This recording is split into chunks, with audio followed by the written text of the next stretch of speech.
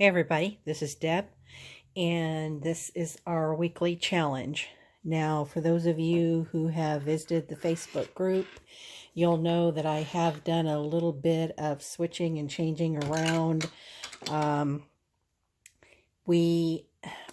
Earlier in the week, we had a homework assignment to make a Franken page.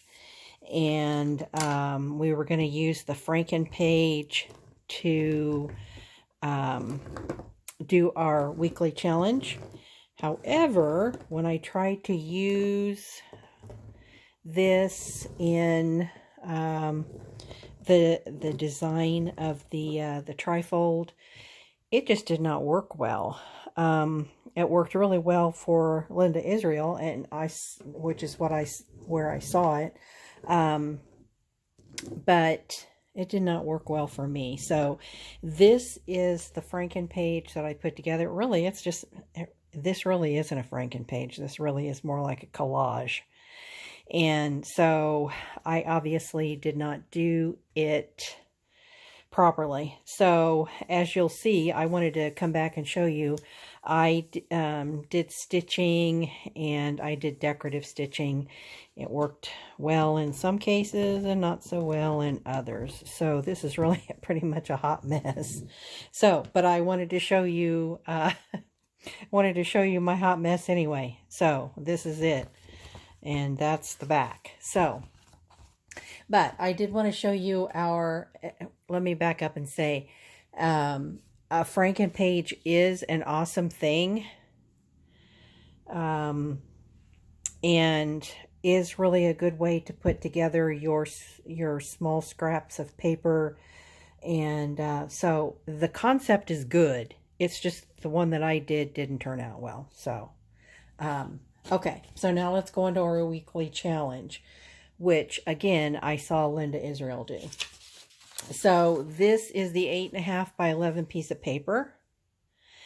And what you're going to do is score 3 1/4 from the left all the way down. Then you're going to flip it over and you're going to score 3 1/2 from the left. So, you're going to have 3 1/4 here and 3 1/2 here. And that way, when it's folded over like this, you've got a bigger, it's not tight, and you've got a bigger trifold. So you're also going to score 6 inches from the top all the way across,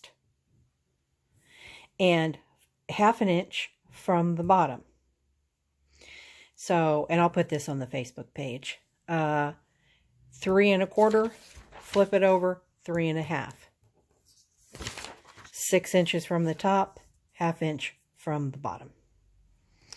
And this is the 1/2 inch. I did make this Franken page, okay?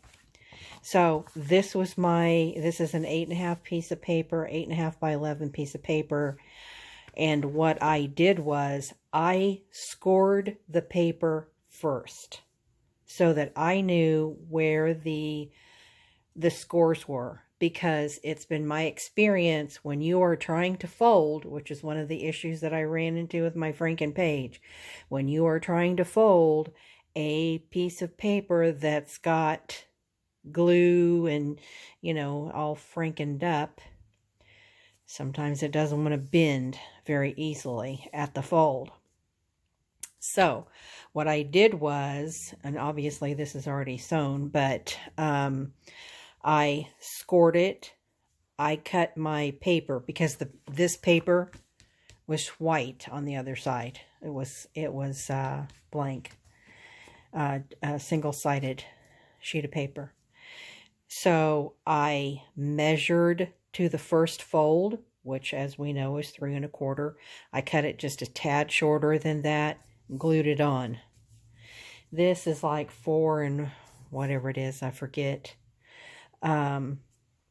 And as you can see, I used 2 different types of paper. So this piece of paper was one piece of paper that I wanted to use. So I cut it and then glued this one on, and then I glued this one on, and then I glued this one on over to this 3.5 inch, and then this is 3.5 inch, and this is 2 pieces of paper.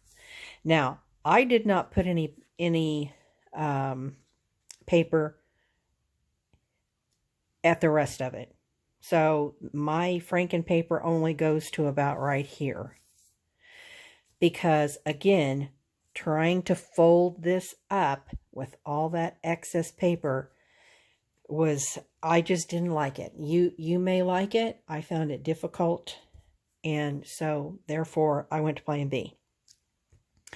I did put a strip of paper, and it was probably, because this is a 1/2 inch, I think I used 1 inch. And I did the same thing. I put 3 1/4, glued it down, wrapped it over whatever this was for, and I've forgotten now what it was. 3 and 3.5. Let's see here. Let's see what this is. It's 4 1/4-ish. So, and actually I cut it to 4 1/8. So, because you don't want it to be right up on top of,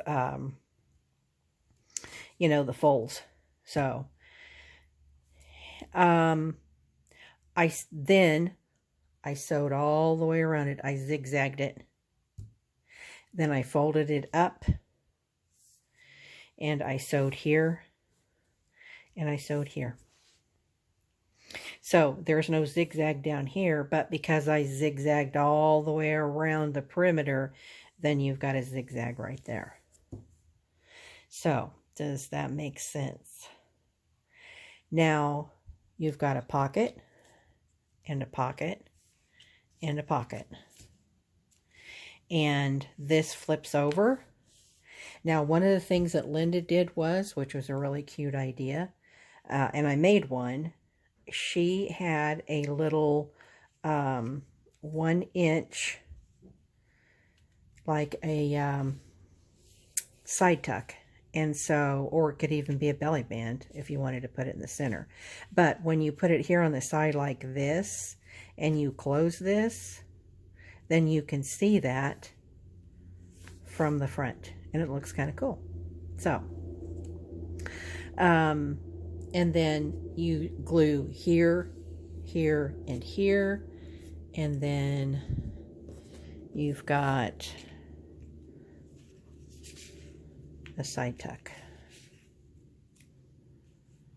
if that's what you'd like to do. Now, I haven't put this on yet because I don't know if I want to do that. I really like this paper. I don't know about covering paper that I like a lot. So some paper, some background paper is really cool. I don't know. So we'll see. I may put it over here, and then that way you can see it from see this paper from the front, because this is my front cover. So see, now you cannot see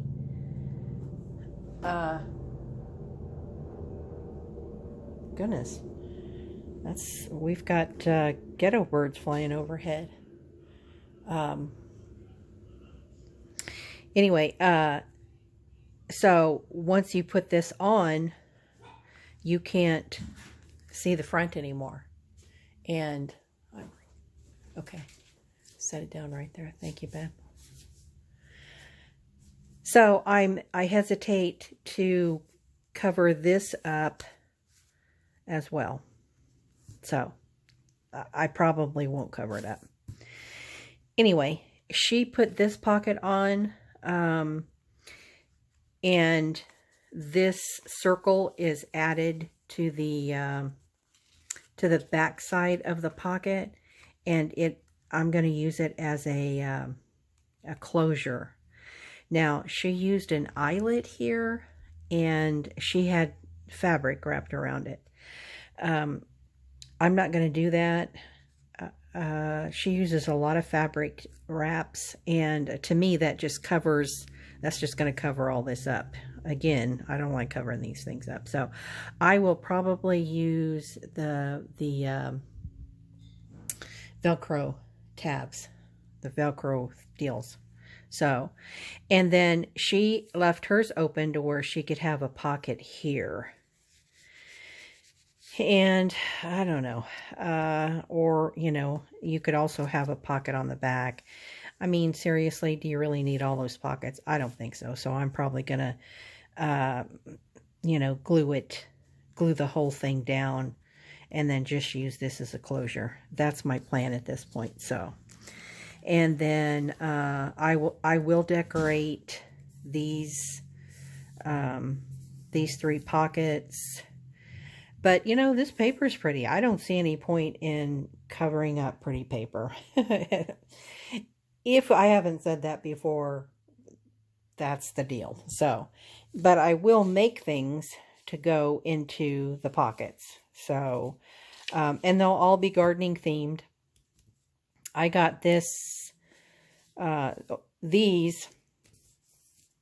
Digis came from, oh boy, I can't think of it right now, but she's got very lovely vintage looking digitals. This paper came from Hobby Lobby. These images came from I've got a botanical book that's got all kinds of, it's like a Victorian botanical book, and it's got really cool images in there. So, and then this chicken wire paper, I don't know, someplace. So anyway, but use what you have. And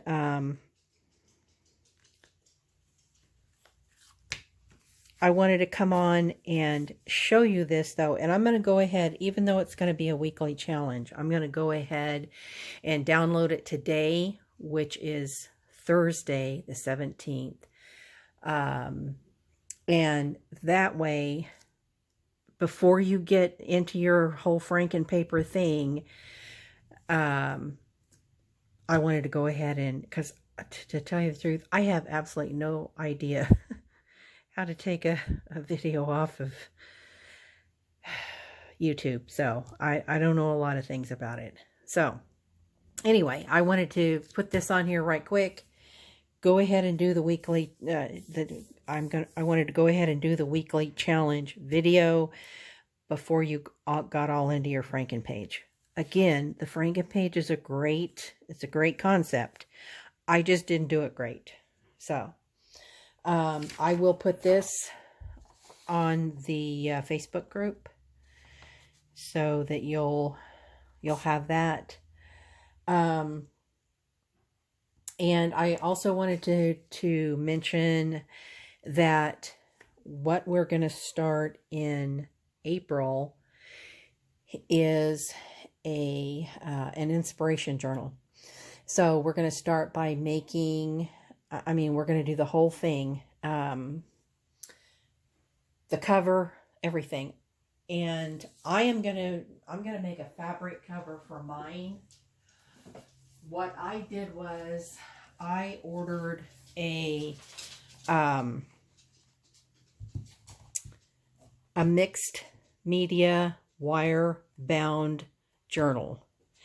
And the reason why I did that is because I am going to have arty things in my book as well, in my inspiration journal or idea book. I'm not going to have just things glued. I'm going to have, maybe some, I don't know, some painting or whatever. So that's the reason why I did that. Initially, I was just going to use, and would be awesome, would just be a composition notebook. So, this has got 100 sheets of paper, which is a lot. I mean, it's got a heavy cover. It would make an excellent idea book. You know, some of the pages, and this is the reason why I decided to use the mixed media, because the pages are going to be thicker for some of the things that I'm going to make. But you could certainly glue two pieces together, two pieces of this notebook paper together, and you could tear some out if it's too thick. I mean, there's all kinds of things. I've even seen, which would be a really cool thing to do, someone came into the center, clipped all the stitching, took the pages out, and just used the cover and put their own pages in there. And I seriously considered doing that. So, but, you know, decided to go with the spiral instead. But I wanted to show you one of the books, and I'm sure I have showed you this before. So this is a composition notebook, and the very same one. And so this is the very same spine, and all I did was I glued paper down on the front and on the back, and then I stitched it. And then I covered the inside. So it looks like I covered the inside and the outside and then stitched around it. So, and you know, this has got all, I mean, this thing is jam-packed. So if you have ever sent me a card, Maxine has sent me things. It's in here. You know, I've just got all kinds of keepsakes in here. So this is like a keepsake journal. The things that I like. And so, you know, that's what the concept is for this. Was just, I guess it is kind of it's kind of like a glue book. So all different images that I like, you know, I just put them in here. And so when you take well, this one's got smaller squares, where the other one is lined. But when you take this thin paper, and then you have added, you know, paper on this side and paper on this side, it does thicken that up. So, and as you can see, I mean, it's really quite thick, and I still have lots of pages in here, lots. So, but I want to be able to, because in our idea book, I want to be able to write. So for example, you know, here I've got all these different lines and drawings, and, you know, okay, so now what's going to happen to this piece of paper? It's going to get lost. I'm going to say, where is it? I mean, I could put it in a folder, but if I had all these things together in my idea book, so I could, you know, write all this directly into my idea book, and then have the sample with it. That's my idea of the idea book. So all my notes, a sample here. So, you know, how I made it, what I found out, you know, as I experimented, all this other kind of stuff. So that's kind of the idea behind here. And then as time progresses, and, you know, we have our weekly challenges. If you want, you can put the weekly challenge in here and say, this didn't work for me, this did work for me. You know, I used this paper, blah, de blah. So that's kind of what I'm thinking for our inspiration journal, so that you've always got this resource available. And then, you know, if there's something you're thinking, you know what, I made a blah, blah, blah. And because typically I make something and then I give it away. well then, you know, I've lost that resource that to go back and say, I really like that. I want to make another one. So we might have corner pockets. I mean, we're just going to have all kinds of things in here. So anyway, that's my idea. If you would like to use a composition notebook, a 3-ring binder, whatever it is that, because I mean, I even consider a 3-ring binder, and then that way you've got your page or pages, and then you can just put them, you know, punch holes and put them directly into your binder. So be thinking about how you would like, how best your resource book would be. I actually got this. You know, I was going to say I got that at the dollar store. And I know that they do have them at the dollar store. But I think I got this one at Walmart when it was time for school to start. You know how they have all the school supplies. So, but anyway, I mean, they have composition notebooks at Staples and all other kinds of places. So, but if you already have something and you want to use that, go for it. So, we will start that here pretty quick by making the cover. So my book will be here tomorrow, and I want my cover to be fabric. As you can see, this one, as I talked before, this one is paper. I want my cover to be fabric, and the reason why I do is because some of the things that I am going to make, I can attach them to a cover front. So for example, one of the things that I want to make is buttons. I want to make paper buttons. I've seen where they make a paper button out of printed paper, out of a digi or scrapbook paper or whatever it may be. They covered it in UTEE. So it's ultra, I don't know, UTEE. It's something by Tim Holtz. And it makes your, it's like an enamel. It makes them really hard. And anyway, it looks cool. I'm going to make some buttons. And I might have charms or, you know, little pieces of lace or whatever. And I'm just going to put all those, I'm going to make my fabric cover, put all those on the front.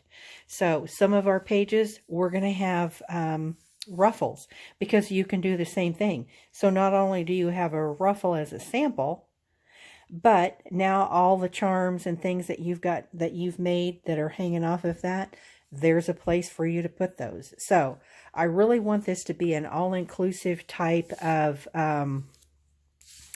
idea journal.